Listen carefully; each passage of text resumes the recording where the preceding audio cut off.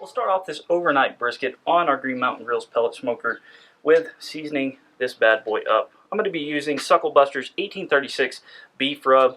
I think it has a great combination of flavors and a texture that I really like when it comes to building a bark. Now I said we're going to be putting it on our Green Mountain Grill's pellet smoker, but you can do it with any cooker you have, whether it's a Weber, an offset, a charcoal smoker, an ugly drum smoker, a pit barrel, a Pit Boss, a Traeger, whatever you have. You can do this same recipe step by step the same way that we're doing it, because I'm going to be telling you time and temperature to finish this off with. So we trimmed this brisket down. As you can see, it's not the biggest and it's not the smallest. It actually started out closer to 13 to 14 pounds, and I trimmed about 3 to 4 pounds off because brisket is actually cheaper than ground beef right now, and we're running low on ground beef. So I took about 3 or 4 pounds off, and we're going to grind that up for ground beef. So we've got our trimmed up brisket. If you want to know how to trim up a brisket for the backyard cook, I'll link a video up right over here so you can take a look at it. And we're going to get this seasoned up. We're going to coat every side of it very liberally because it is a very thick, slow cooked piece of meat.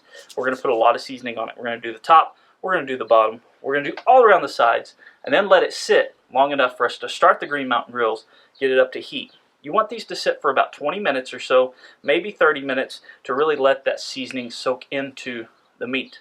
Let's get seasoning. Start seasoning the meat side, because we are going to start off cooking this meat side down. So I'm going to season this side very first. Traditionally in Texas, briskets are cooked meat side down in smokers. I am not going to cook it the whole time meat side down in this particular smoker because the heat source is directly underneath it, and I'd like to have that extra layer of protection that is this little fat cap here. This is a pretty thin little fat cap. I didn't have to trim a whole lot off of it. I'm going to pat that just a few times, and then I'm going to throw this little towel over it just to keep the dang flies off. We got most of them taken care of. The chickens are helping out with that just a little bit.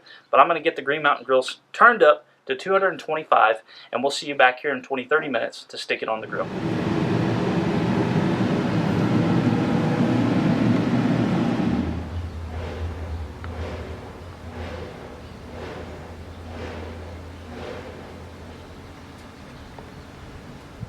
Our brisket has been sitting for about 30 minutes. Our grill is up to temperature, and we're going to go ahead and place this in there fat side down to start off for the first 3 hours.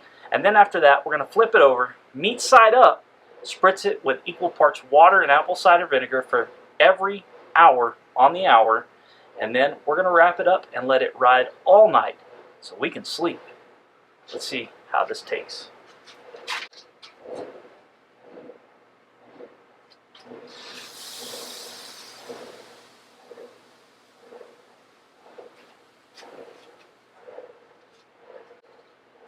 See you back in 3 hours.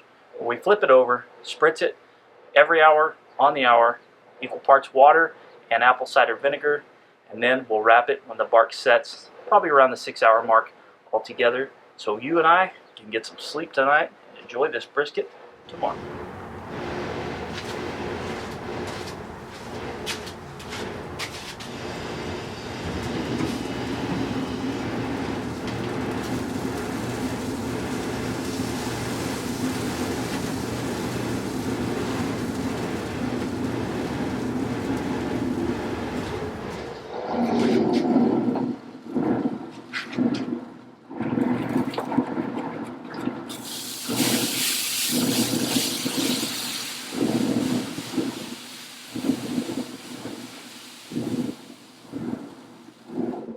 And after about 6.5 hours, it's time to take our brisket off and get it wrapped up in our paper. So I'm going to spritz our paper down for a little bit of ease of use, but also to allow the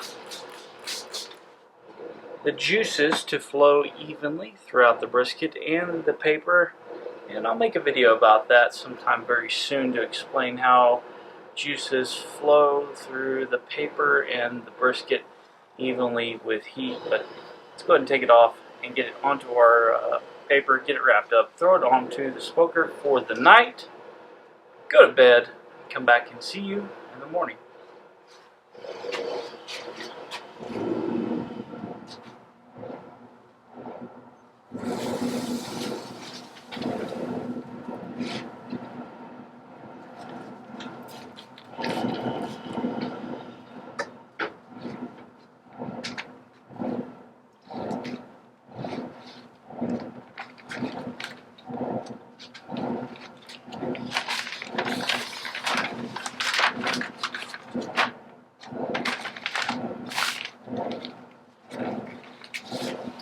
The biggest key to when you're wrapping this is to have it as tight as possible so it doesn't steam inside there.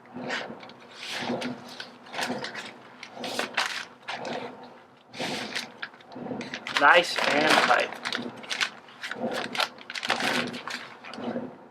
It's wrapped in such a way that it's meat side up, just the way that I pulled it out of, and I'm going to put it back in there. Alright, I think I said meat side up and I meant fat side up. It's still fat side up. We're doing this Texas style fat side up. We're going to leave it in there for another 6.5 to 7 hours till it is probe tender. After about 6 hours at 225 degrees, it should be about 195 to 200 degrees, but we're going to start checking it, and once it's probe tender, we'll pull it off. We'll see you back. I woke up at approximately 7 o'clock this morning to go ahead and grab this brisket off the smoker because when I probed it, it was probe tender. It felt like butter. It was nice and smooth to poke through, and it was temping right around 205, 206 degrees.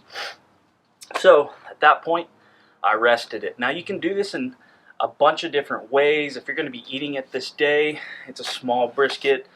You took a long time to cook it. You don't necessarily need that 10 to 12 hour rest, but you can do it, and it works out really great if you have the facilities to do so. But if you're just cooking for the family for Sunday afternoon lunch like we did, you can just take it, put it in a cooler, wrap it in towels to keep that heat in. You can put it in the oven with the oven off, or you can turn the oven as low as it goes. If your oven goes down to 150, 155, that'd be perfect. Either way, just let it rest until time to serve if you can ensure that the temperature never drops down below the unsafe 140, 145 degrees. We let ours rest, and let's go ahead and open it up and take a look at it.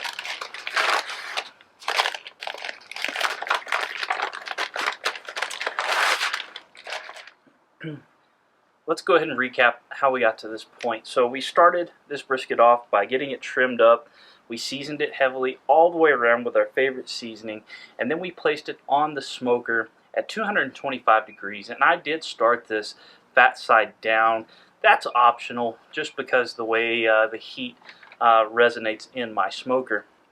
And then after 3 hours, I did flip it over to fat side up because we are doing this Texas style, and went ahead and kept it going at 225 degrees, and we spritzed it every hour on the hour for approximately 3 more hours. At that point in time, our bark was set. It was looking really good, and it was time for us to wrap it up. We spritzed down our paper with a little bit of the same spritz we used for the brisket, just to make that paper a little more pliable and to allow that paper to do its job properly. We got it nice and tight, wrapped it up, and threw it back on the smoker for another 6.5 to 7 hours until it was probe tender. We pulled it out, let it rest in the controlled resting area, and now it's time to slice up and eat for lunch. I can't wait to take a look and see. This thing feels really tender. It feels really, really good, and I've got the meat side up. I want to go ahead and slice into it and take a look and see how this brisket turned out. Now, this was a cheap brisket from HEB, and it turned out very tender, maybe cooked a little too much, but it's fallen apart a little bit. So let's see. Yeah, it's very, very, very tender. Now, a lot of people like it this way. This is a little overcooked for me because I'm used to the competition world, but really tender. I probably should have woke up about an hour earlier to pull it off the grill, but hey, you know what? If you like it really, really, really tender, you do what you do. Hey, you know what? I'm not going to complain because we're just going to chop this up and put it into a tortilla. Make tacos for lunch anyways. So if you like them like that, get some sleep while you're cooking a brisket. That's always a plus. It's always a great weekend when you can go home, enjoy some time around the grill, get a full night's rest, wake up the next day, have lunch already ready for Sunday, and not have to worry about it. And it's good too. Great little smoke ring. I think that comes from a combination of the cooking process, but also those rubs and how we let it come up to room temp and sit there and let those rubs sink in a little bit. This is really good. This is delicious. A lot of people say you can't get a bark on a pellet smoker, and I beg to differ, folks. You see that? That is a very juicy, very tender, very barky, very jiggly, delicious brisket.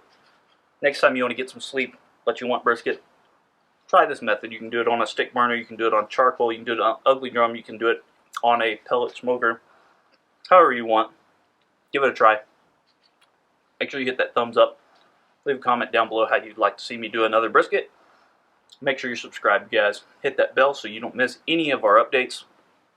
Drink more water. I love you.